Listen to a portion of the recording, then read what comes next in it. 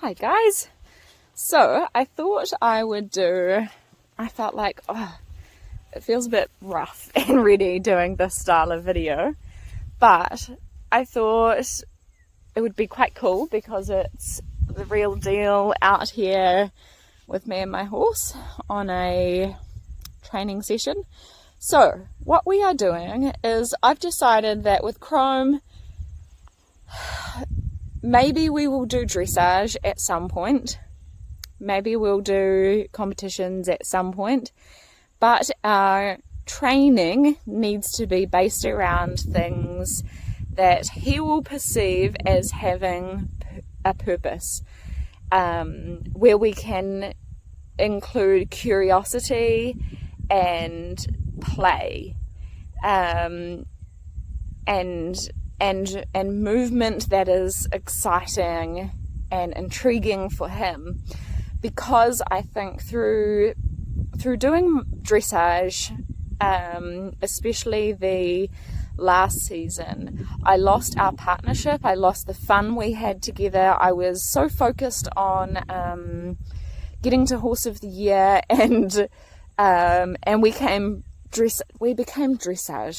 a dressage team where we trained in the arena. I tacked him up. We went down to the arena, we trained in the arena, and then he went back into his paddock. And a lot of that was due to time, a lot of it was due to my mental health, a lot of it was due to I guess getting caught up in my own agenda and goal of wanting to get to Horse of the Year and achieve my own personal goal. So sometimes it's too late by the time we realise we've cocked things up a little bit. And we had a whole bunch of contributing things that ended up with us both not bad, but not the partnership that I aspire to create and have with my horse. And that was something that we had got off to a really great start with doing. And I think the reason why he went out to his first few dressage shows and he won the Winter Series Championship, because we weren't training for dressage. We were learning how to jump onto a grand piano that we'd made. We were trotting around, going underneath a massive red carpet as it flew up into the air. We were cantering around a garrocha pole and doing haunches in and shoulders in and leg yields, and there was a purpose to the madness, and he loved that play and enjoyed it, and I rewarded him often for all of the fun things that he tried. And so that's really what I want to get back to. So I guess what I'm trying to say is everything we do from here on in is going to be around fun and play and a purpose. So my partner has recently got 7 calves, so I thought something that could be quite cool to learn to do together is to work the cattle. We need to be able to move them from paddock to paddock, so I'm going to begin introducing Chrome to the calves. Now, we did a little bit, but not properly, just helping out with my father-in-law on his big farm last year, and Chrome really enjoyed it. So I thought, hey, let's really have some fun with this. So today is our first proper play with it. I am choosing to break it right down. It's only his second real session back in work again, now that we've got all the bits and pieces coming together. You can see he's got hoof boots on. He's got a lovely BR shaped girth there. He has had his saddle fitted. He's had his teeth done. He's got his feet done. He's had body work done. He's had he's got his nutrition sorted, and we're doing an updated plan at the moment. A big part of that is having him off the grass, although he was on the track last night, which is still got a little bit of grass on it, and it has affected him today. So you may see that he's a little bit more up and tense in his body and mind. So what I want to do is, right now we've just shut one gate up the top there. The calves are in this paddock, and we want them to go down here through that gate, which I'm just about to open, and they're going to go into this hill paddock. So it's mine and Chrome's job to move them into there. Now these calves have recently been taken off their mums as well, so they don't know a lot about being moved. They haven't got the security of their mum. So I need to be really mindful of my energy, Chrome's energy. I need to honour him as well and work at his speed. And I've also got to honour the calves as well and work gently with them so that we don't end up frightening them and sending them through fences or anything like that. So let's come along, and I've waffled on for 6 or so minutes now.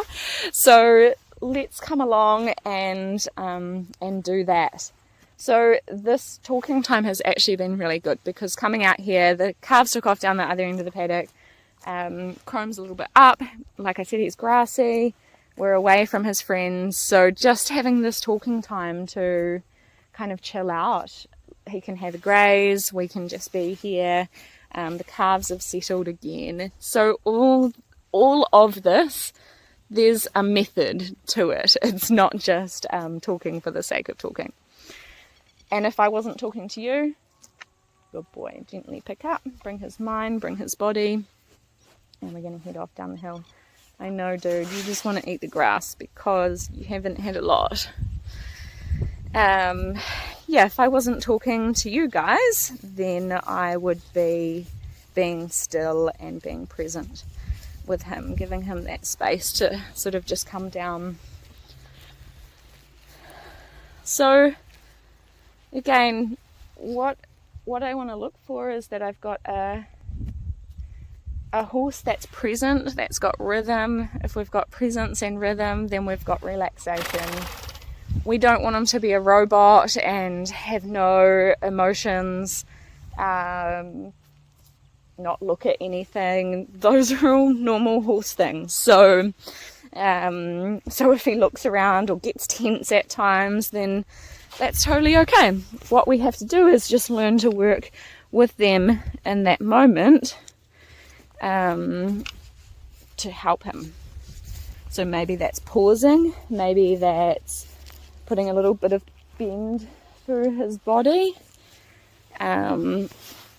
Maybe it's if you do clicker training or food rewards, maybe that's when you decide to do something like that or change the focus. Right, so as we're going, checking my own energy. Do I have any anxiety, any like heightened energy? I actually feel I've got a little bit in my chest. I think it's the anticipation of hoping and wanting it to go well. So I'm not going to try and push that away. I'm just going to sort of acknowledge it and let it be there, and I know that it will pass. But also being aware that I'm not sort of projecting that onto my horse or at the calves. Chrome wants to stop here, so that's alright. We're just going to stop. We're going to breathe. Maybe I need this moment to breathe and create some space for that sensation in my chest as well. He had a nice little chew there. Now he's eating. So I'm just going to get his attention. And then we're going to move on. That felt like it was a pretty good place to move on. So let's just flip around. The calves are up there by the gate. I want them to sort of go in that direction. So we're just going to gently come around the hillside here, watching the babies, seeing if we need to pause. Maybe they're going to move on their own. How's my horse? He's pretty happy. We've stopped right by some lush grass. Calves have settled again, so let's take a few more steps.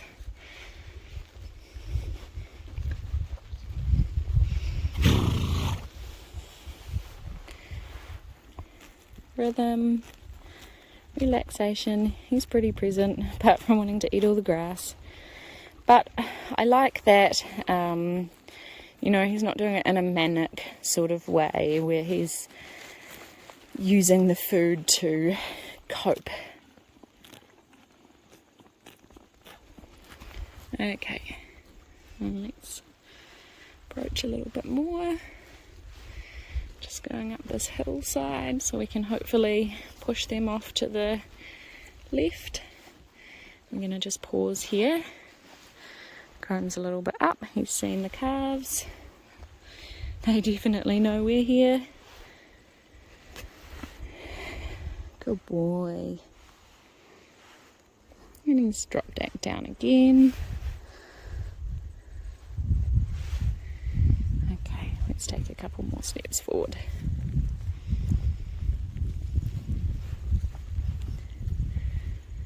And we'll just pause there. A little bit of movement. They're thinking off in the direction that I'm wanting them to head in, so that's really cool.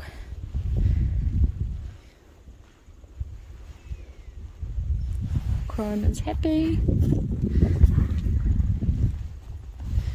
Hey dude. Okay, our babies are moving a little. But this is great though. Last time they were in a big hill paddock and I was trying to move them out of there and it was not very successful. Chrome was very up, the calves were very up. We'll see what that whinny does to Chrome or them. And so my partner and I just ended up moving them on foot. It was definitely a 2-man job, probably 3 if we'd had another person with us. But they've been in a couple of paddocks since and probably been around seeing us moving a bit more.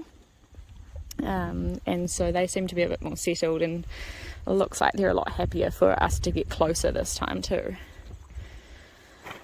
Awesome. So I'll just let them move and then come to a little bit of a stop. We're going to just head around behind them. So I know that if we get in front of that shoulder, then I'm going to end up making them stop and turn the other way.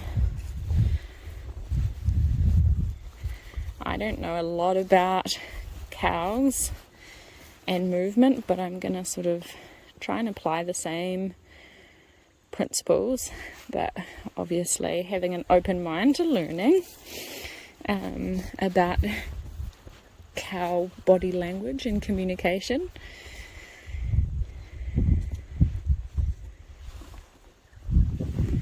You're still pretty happy, Chrome?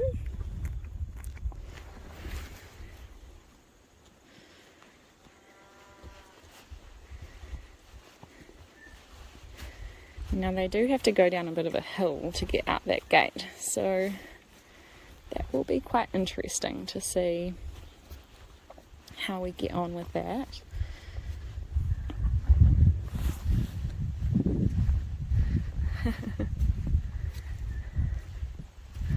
So I'm just going to kind of come in front here a little bit. I don't want to create too much energy that they go through the fence. But hopefully I can just get them to think about going back to the left or to their right. We might just slowly approach.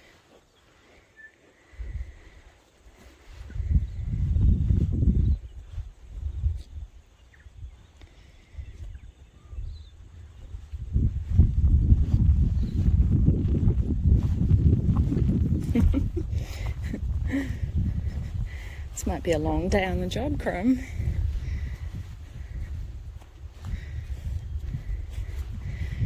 So this is going to be a bit of learning for us and learning for them.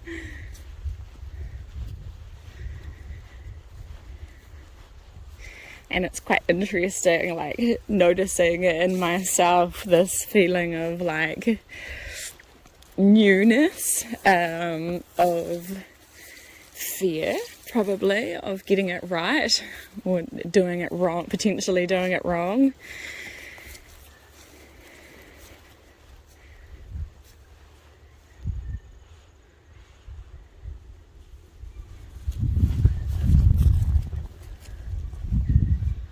The chrome is a bit up now.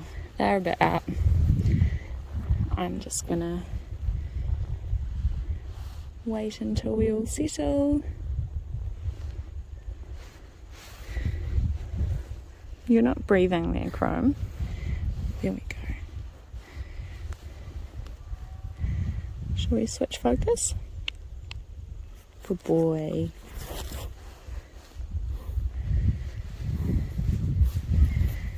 Is it a bit scary, is it? Good boy. And back to the present. I think we'll just keep your head up for a second so that you don't just use that grass as a way of zoning out. Good boy. There we go. So it's just gently trying to bring his mind back. Right, those babies are back up near that gate. That seems to be their safety place. I noticed that they've been hanging out in this area a fair bit.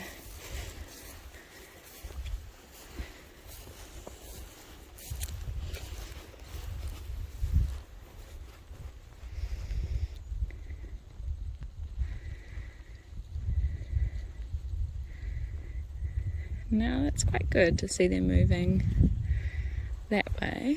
Hopefully I can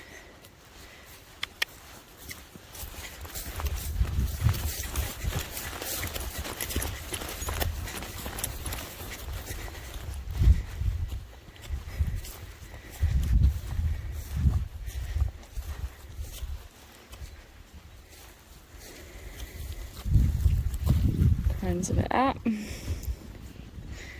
and I just have to remember that this is all learning. It's learning for them, it's learning for me and Chrome.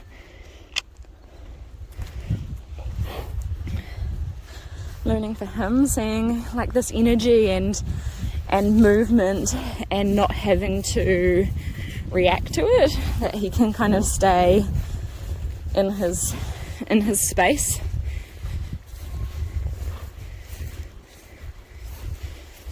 I also noticed there before when I sort of went to pick up my energy and movement, he wasn't really with me.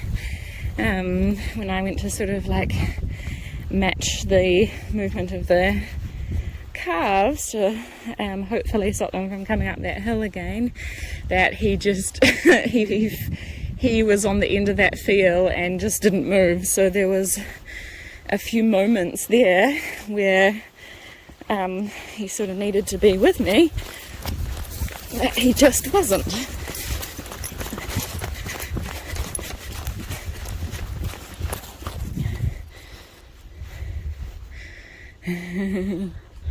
That was better. He was with me that time. Good boy.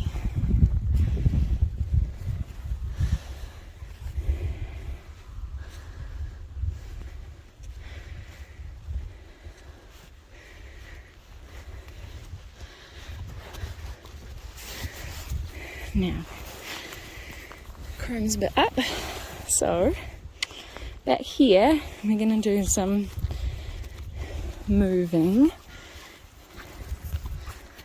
to move that energy. Good boy. You can see that hind leg is kind of like jumping up and under. That's a bit softer. Good boy. So we're not just moving for the sake of moving, we're looking at what the movement looks like.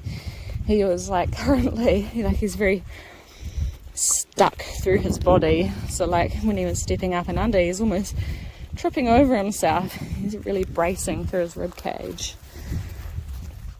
So we just gently stay in it, not forcefully, but gently staying in it until he can find a place to start to soften. Good boy, that's much better. And then we might just stand and just be for a little bit. The calves are back up there again. It gives them a moment to sort of come down again. Because I think it's no good for anybody if we're in that survival state. Good boy. Good boy. So you can see it takes quite a bit to get his mind back to me when he's up. And of course it doesn't help when he's grassy either, because I notice that it's almost like there's a bit of a disconnection to reality almost when they're grassy. It's like you can try and have a conversation with them and it's like they're, you know, when you try and talk to a person and they're on their phone and they just don't hear you, just like in another world. That's sort of what I have found it's like with Chrome when he's grassy, is he's just not really there. Good boy. But I also want to, part of me says leave him in the paddock when he's grassy, and another part of me says, you know, if he's not too bad like he is today, hey, maybe that's an opportunity to work on some of those anxieties that are otherwise hidden. Maybe the grass is bringing to light some of the things that are, you know, in those dark corners that we now have a chance to take a look at.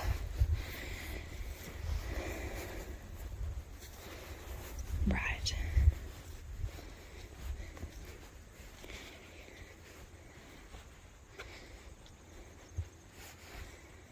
So let's see if we can.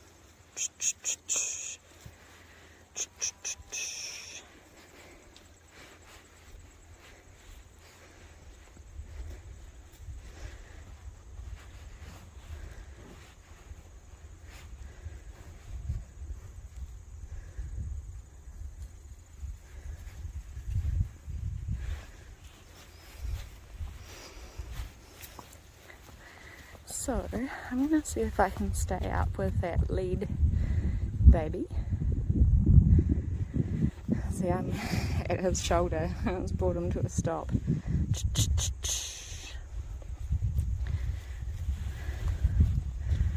So rather than working on that last calf, maybe I'm going to try and talk to the one that's in the lead. But no, that was too much energy. I got in the way of the rest of the pack who said, nope, let's change direction.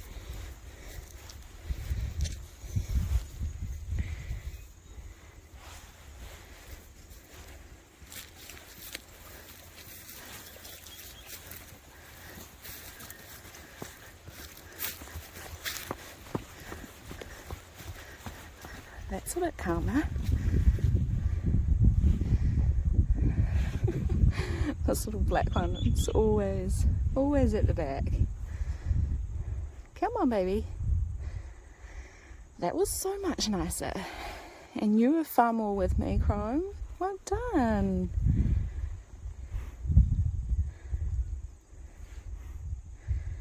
Right. Can we get you to move again and go down the hill?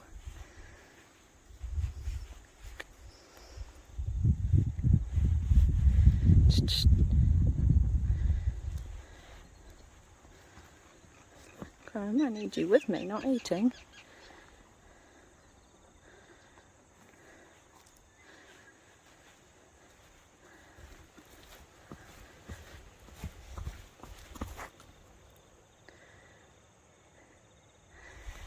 Chrome wasn't quite with me that time, and then so he kind of like had energy to keep up, and then when we came to a stop, he's like, whoa, yes, well done babies. Little black baby catching up now. Yes, Chrome, we did it, Chromie.